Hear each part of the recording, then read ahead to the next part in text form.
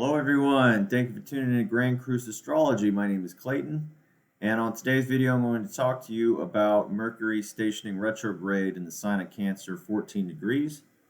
That will happen on Wednesday evening here in the United States. As you go east across the Atlantic, it gets into the 18th of June, which Mercury will station retrograde. So let's get started. So Mercury will go retrograde, as I said, on the 17th, 18th, and will go direct on July 12th. So I guess that's a little over 3 weeks' time that we're going to have Mercury retrograde. And that entire time, it's going to be in the sign of Cancer. So it has an extended stay there this time around. So let's talk about Mercury and Cancer. So first of all, Mercury is the planet is the energy. So Mercury is the energy expressed in the sign of Cancer. So Mercury, what is Mercury? Mercury has to do with intellect. It has to do with objectivity, has to do with the mind. Mercury is about perception, how we perceive the world, how we analyze and assess what is happening, and how we communicate therein about the things that we are perceiving in the world. So it rules short trips, it rules day-to-day activity, anything that's mental. We live in a very mercurial time as humans with technology, the way that we communicate with one another, cell phones, iPhones, internet, so on and so forth, and all the social media therein. It's very mercurial in nature. However, expressed in the sign of Cancer, Cancer is the sign of the moon. So when you talk about Cancerian expression, we're talking about a lunar expression. What is a lunar expression? Well, it has to do with our instinctual, unconscious, emotional nature. Okay, so as you can see, just from those words alone, Mercury, the sign of the planet of the mind, in Cancer, the sign of our lunar nature and emotion. Mercury, expressing in the sign of Cancer, it's not very easy. It's not the easiest place for Mercury to express itself, because Mercury expressing itself in the sign of Cancer wants to establish emotional connection. So collectively, we are seeing this. People are speaking their feelings. People are speaking what is causing them emotional upset or emotional anything that has emotional consequence to the individual is being expressed right now, and it's being expressed in mass. Okay, this is right on time with Mercury in the sign of Cancer. So we're seeing that, whether it be, considerations around security and safety, which is also very much in tune with Cancerian energy, and we're seeing concerns around COVID and the second wave come up. We're seeing concerns around that being voiced, or whether it's with race relations and tribal connection and our emotional connections to that. Okay, we're seeing that being voiced, we're seeing action being taken. So this is Mercury in Cancer. There are other things in the sky that are adding to the consequence and adding to the severity of what we're seeing. However, on a very how we're going about expressing this energy is very Cancerian in nature. So that is that's Mercury in the sign of Cancer to start out with. Now, it goes retrograde, as I said, 17th, 18th. And so when that happens, the outward expression of this mercurial energy of connecting voice, connecting words to our emotional nature and our emotional center and putting it out into the world may do a U-turn and go inward. That is possible expression of this.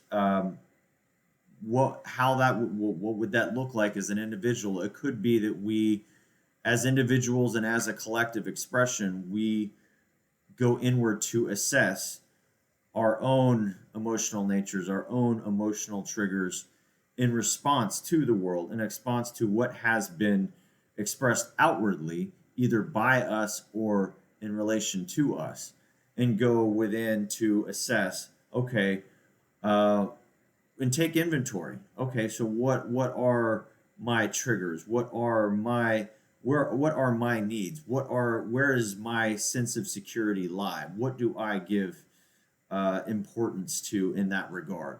Okay, because our emotional nature, our instinctual nature, our lunar nature is going to come under self-examination. We're going internal with this as Mercury goes retrograde.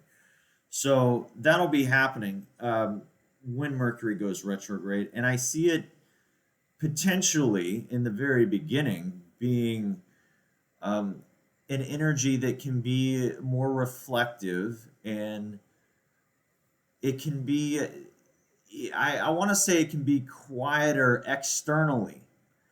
Well, we may be going more um, internal with it, but it doesn't mean that it's necessarily going to be quieter for us individually. It just means that some of the outward push may, and I say may because there are a lot of other factors in the sky right now, but the outward push and the outward expression of this emotional charge may not go so outward now, and it may go inward.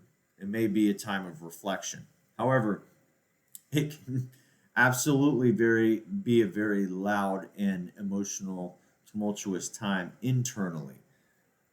This would be by design, and this all has to do with what we have going on in our internal nature and our own connection to our emotional body, right? So that's a long way of saying that we may be doing a little inventory and house cleaning as to where our emotional responses and our emotional triggers lie in relation to security. So that's that as far as the initial retrograde. I say it's quiet in the beginning because once we get into Sunday and into later into next week, we have other things coming up. We have an eclipse on Sunday uh, that is consequential very much, and we have um, Jupiter. It's going to be retrograding back over Pluto.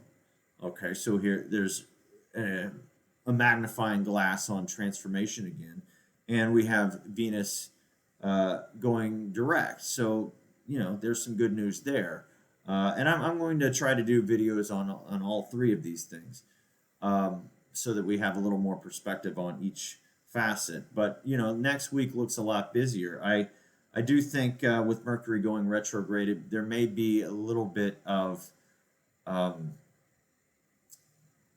outside activity, hopefully calming down just a bit, and a little more internal reflection in the near term. But once we get in next week, things pick up in a very different way.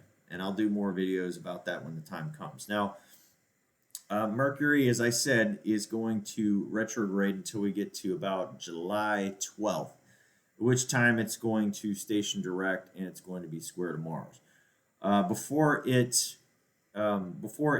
gets to its before it goes direct, it will be in square aspect to Mars, and that'll be in play right around the beginning of July, and that's going to be extended because Mercury is going to be moving slow when it goes direct, and Mars moves forward slower than Mercury anyway. So they're going to be together. Normally, when they get together, they're only together for a few days, affecting each other. But we're going to have a few weeks there where they are in square aspect with one another, which can be very challenging and very triggering. So, as I see this time period right now, if there is any calm, if there is any um, opportunity for us as individuals to go inward and do any house cleaning emotionally and get uh, become very conscious of what we are triggered by and why, and who and really understand ourselves. so that when Mercury does go direct, and it is in challenging aspect to Mars, we can use our relationships to our emotional responses in a very effective way, because emotions, feelings, they have message, they are messages for us, and if we're conscious of them, we can use them, and we can use them to create good change in the world. We can be very effective with them. But if not, then we are being used by them, and ultimately, it's the tail wagging the dog or whatever. So so now is the time. Now is the time to take inventory and get very conscious. So when things do start moving forward, in what could be a contentious way, or at least a very emotionally triggering way, that's to be expected once we get into July. Um, that it could be a little bit touchy, okay? Um, because Mercury, it has a lot to do with the nervous system, and Mars has to do with outward push, outward movement, has to do with anger, has to do with passion, emotion. So when these two energies get together in a challenging aspect come July, we're going to want to be ready. We're going to want to be feeling like we've done the work, okay? So this is the work. This is the work that we're doing with this retrograde. This is the curriculum, astrologically speaking. So let me see if there's anything else on the list. I think I about covered it. Yeah, just just use this time to do a deep dive. This has a lot to do with psyche, especially next week once we get Jupiter retrograding and hitting Pluto.